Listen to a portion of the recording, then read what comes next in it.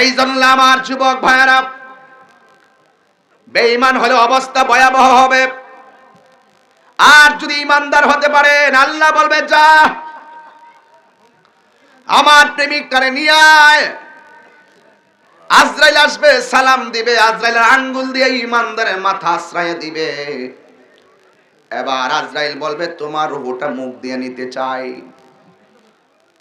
ইমানদার বলবে বাহ, মুখ দিয়ে আমার রূহ নিবেন কেন? এই মুখ দিয়া তো আমার আল্লাহর জিকির করেছি, তাইলে তোমার রূহটা আমি কান দিয়ে নিতে চাই। কয়ে কান দিয়ে তো আমার মনিবের নাম শুনেছি, তাইলে তোমার চোখ দিয়া নিতে চাই।